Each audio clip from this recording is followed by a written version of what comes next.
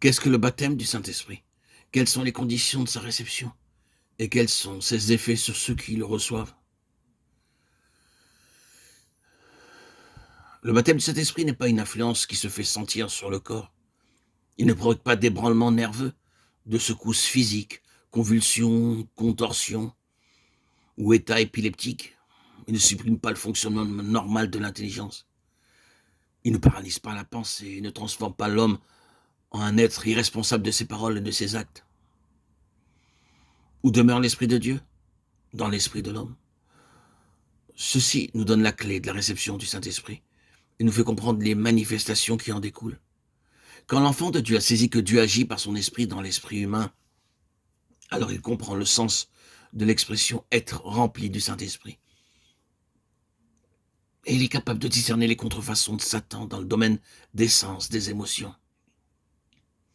Le baptême du Saint-Esprit peut être défini comme suit: un courant soudain ou graduel de l'Esprit de Dieu qui pénètre l'esprit de l'homme et l'affranchit de l'enveloppe de l'âme, pour l'élever à sa place normale de domination sur l'âme et sur le corps.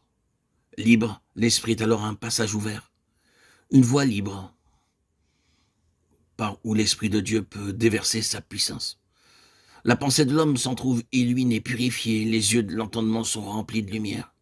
Éphésiens 1,18.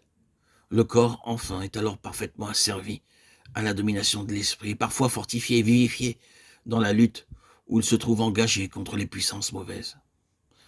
Lorsque nous lisons dans le livre des Actes les récits des manifestations du Saint-Esprit, souvenons-nous que l'Esprit de Dieu agit, opère, besogne dans l'esprit humain, et en se servant de l'esprit de l'homme, comme les épîtres de Paul nous l'enseignent. Le jour de la Pentecôte, 120 disciples, hommes et femmes, furent remplis de l'Esprit de Dieu en leur esprit. Leurs langues sont déliées et ils annoncent eux-mêmes, en tant qu'individualité intelligente, les œuvres merveilleuses de Dieu, selon que l'Esprit les faisait parler, c'est-à-dire les fortifier pour parler. Rien de ce récit ne nous permet de supposer que les disciples devinrent des automates, des machines à parler, et que l'Esprit lui-même parlait à leur place.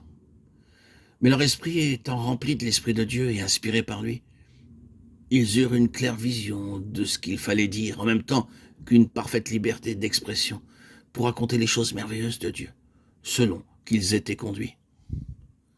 L'entrée, l'effusion du Saint-Esprit en leur esprit non seulement laisse intactes leurs pensées et toutes leurs facultés intellectuelles, mais encore elle les purifie.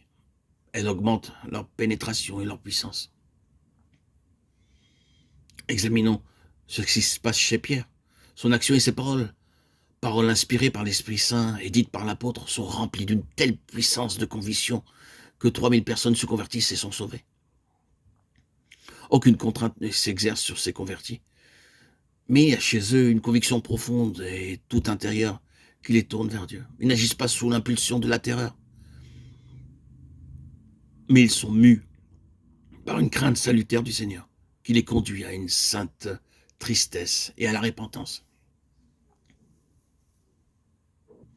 C'est donc sur l'Esprit que le Saint-Esprit descend, acte 2,15. Il le pénètre de puissance et de lumière. Il l'élève et l'unit à l'Esprit du Seigneur glorifié.